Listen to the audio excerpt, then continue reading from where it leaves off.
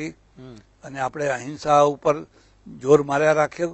અહિંસાથી આપણે રાજ લીધું એ બરાબર, પણ અંગ્રેજો સામે જીતાય, જુનાગઢમાં ના જીતાય, હૈદરાબાદમાં ના જીતાય, કાશ્મીરમાં ના જીતાય. એટલે ગાંધીજીનો ફોટો મેં ગંગાજીમાં પધરાવી દીધો. એમ? હા, જઈને ગંગાજીમાં વિસર્જન કરી દીધું.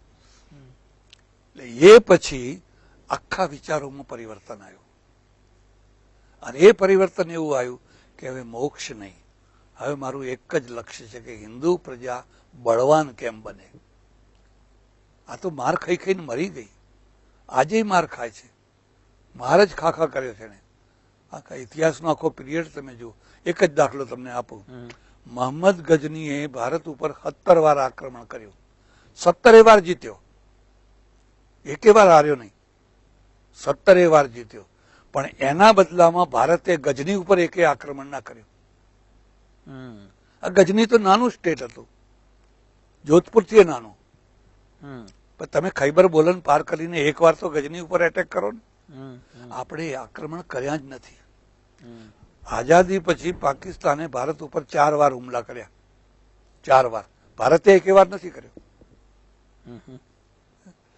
અને તમે હુમલો ના કરો તો તમારું રક્ષણ થાય જ નહીં.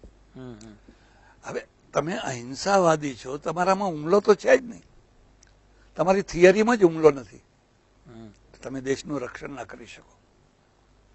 એટલે મેં સૂત્ર આપ્યું, વીરતા પરમો ધર્મ. અહિંસા પરમો ધર્મ ખરો, પણ એક ખાસ સંદર્ભમાં. અને અહિંસા ત્યારે જ ટકે જ્યારે વીરતા હોય ત્યારે. આ બંને એકબીજાના પોષક છે, વિરોધી નથી, બાધક નથી. એટલે મેં સૂત્ર આપ્યું, વીરતા પરમો ધર્મ. એટલે આ એક પરિવર્તન. અને આજે પણ મારું એક જ લક્ષ્ય છે, મને મોક્ષ મળે કે ના મળે, હિન્દુ પ્રજા બળવાન બને, નહીં તો આનું કોઈ ભવિષ્ય નથી. જે ઇતિહાસ જૂનો હતો એ પાછો થવાનો છે. અને હિન્દુ પ્રજાને દુર્બળ બનાવનારા 3 તત્વો છે. પહેલું તત્વ છે વર્ણ વ્યવસ્થા, બીજું તત્વ છે અહિંસાવાદ, અને ત્રીજું તત્વ છે પલાયનવાદી અધ્યાત્મ. 3 ભેગા થયા છે. અહિંસાવાદના વર્ણ વ્યવસ્થાના કારણે માત્ર ક્ષત્રિયો જ લડનારા, બાકી કોઈ લડે નહીં. અને ક્ષત્રિયો 6%, 6%માંથી 3% સ્ત્રીઓ બાદ થાય, 3% પુરુષોમાંથી ઘરડા બાળકો વગેરે બાદ થાય, 1% લડનારો. 1% ને હરાવો એટલે 99% હારેલા જ છે. સીધું સીધું ગણત છે. જે આવ્યો એ જીત્યો, જે આવ્યો એ જીત્યો. ઇઝરાયલમાં 100% લડનારા છે, આપણે ત્યાં તો 1% જ છે. અને તે પાછો જુનાગઢ જુદું, પાટણ જુદું, જોધપુર જુદું, હવના જુદા જુદા. કદી કોઈ સંયુક્ત તો થયા જ નહીં. બહુ સરળતાથી લોકોએ દેશ ઉપર રાજ કર્યું, બહુ સરળતાથી. અને મુસ્લિમોના કાળ પછી તો જેમ ફાવે એમ કર્યું, ગમે એટલા મંદિરો તોડો, ગમે તેવું કરો. આજે તમે જુઓ, મોહલ્લાના મોહલ્લા ખાલી થાય, હિન્દુઓ ભાગી જાય છે, મોહલ્લો સાચવી નથી શકતા. એમનામાં એટલી હિંમત જ નથી. મેં એટલા માટે એક પુસ્તક લખ્યું, શીખ ધર્મના પક્ષમાં. ભારતમાં 20,000 સંપ્રદાયો છે. કેટલા? 20,000 નાના મોટા. એમાં એક શીખ ધર્મ જ એવો છે જે પ્રજાને બહાદુર બનાવે છે. આ સિવાય કોઈ ધર્મ પ્રજાને બહાદુર નથી બનાવતો. જેમ જેમ તમે વધારે ધાર્મિક, એમ વધારે કાયર થતા જાઓ. એક જ દાખલો તમને આપું. અક્ષરધામ ઉપર 2 આતંકવાદીઓએ હુમલો કર્યો પાકિસ્તાનથી આવીને, બરાબર? 160 સાધુઓ હતા, હવના રૂમમાં પેસી ગયા. એક તો બિચારો મરી ગયો એવું. હવે એની જગ્યાએ ગુરુદ્વારામાં 160 શીખો બેઠા હોય અને 2 આતંકવાદીઓ હુમલો કરે તો કમાન્ડો બોલાવવા પડે? એક માણસ કમાન્ડો છે. જો બોલે સો નિહાલ, સત શ્રી અકાલ. એને બહાદુર બનાવ્યા.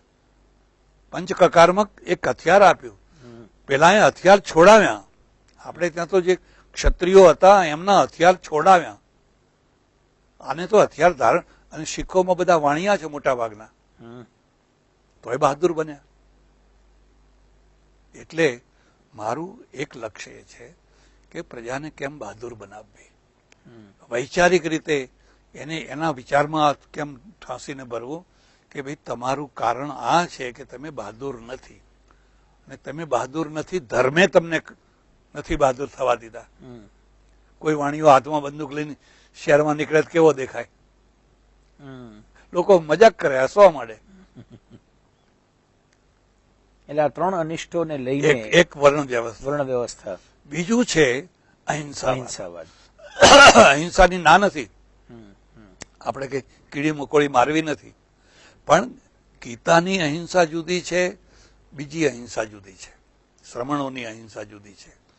ગીતા તો કહે છે કે આપણે કોઈ કીડી મકોડી, કોઈ નિર્દોષને આતતાઈને તો મારવો પડે ને. જે આતતાઈ છે, કૃષ્ણ કહે છે આતતાઈ છે આ તો, એટલે આતતાઈને તમારે મારવા જ પડે. હડકાયા કૂતરાને તમે ના મારો તો હડકાયું કૂતરું 1000ને હડકાયા કરશે. એને બચાવવા જાઓ એનો અર્થ છે કે તમે નિર્દોષોને મારવાના છો. એટલે આ બે અહિંસામાં ફરક છે. એનો અતિરેક ના હોવો જોઈએ, અતિરેક કરી દીધો. અને પલાયનવાદી પલાયનવાદમાં શું, પલાયન અધ્યાત્મ શું અર્થ છે કે આ તો હવનું ભોગવે, પૂર્વના કર્મ છે બધા ભોગવે, આપણે આત્માનું કલ્યાણ સિદ્ધાંત કરી લો. કર્મનો સિદ્ધાંત છે આપણે આપણા આત્માનું કલ્યાણ કરી લો. એટલે તમને દુનિયામાંથી ભગાડવાના, દુનિયામાં જજુમવાનું નહીં શીખવાડવાના. જજુમાં તો અશાંતિ થાય. એટલે શાંતિ મેળવવી હોય તો સંઘર્ષથી દૂર ભાગો. એટલે શાંતિનો આખો માર્ગ જ પલાયનવાદ છે, અને આ શાંતિનો પ્રચાર થાય છે. શાંતિ માટે વિપશ્યના કરો, ફલાણું ધ્યાન કરો, ફલાણું કદી ના કરવું જોઈએ. તમારે એની જરૂર જ નથી. આપણે અત્યારે વાતો કરીએ છીએ ધ્યાન જ છે. તમે જે ધ્યાનથી બોલો છો, ધ્યાનથી સાંભળો છો, ધ્યાનથી લખો છો, ધ્યાનથી કામ કરો, એ ધ્યાન જ છે. તમે બધું પડતું મૂકીને એક રૂમ બંધ કરીને પછી આમ બેસો, અરે વાંદરા કુદાકુદ કરશે કઈ, અને જેની જરૂર નથી એ તમે અકુદરતી કરવા બેઠા છો. અને લોકો ફરિયાદ કરે છે કે ધ્યાન લાગતું નથી. પણ લાગે જ નહીં. લાગે, જે લગાડનારા છે એમનું જ નથી લાગતું. આ તો બહુ સારું ચાલે છે, આ દેશમાં બધું ચાલે છે. એટલે તમે ધ્યાનથી કામ કરો, તમારું કર્તવ્ય. અને અશાંતિ છે એ તો સાધના છે. માનો કે ગાંધીજી છે, એ આ દેશની આઝાદીની અશાંતિમાં ના પડ્યા હોત ને શાંતિ લેવા ગયા હોત તો એની અશાંતિ તપસ્યા છે.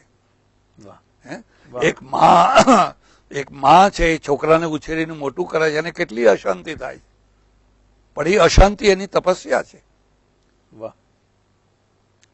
એક પોલીસ ઓફિસર છે, આ નવો દૃષ્ટિકોણ છે. અને એક આખું સાચી વાત છે. એક પોલીસ ઓફિસર આખી રાત રોન લગાવે છે, ઊંઘતો નથી, લોકો ઘસઘસાટ ઊંઘે છે. પોલીસ ઓફિસરની અશાંતિ એની તપસ્યા છે, એમાં લોકો ઘસઘસાટ ઊંઘે છે.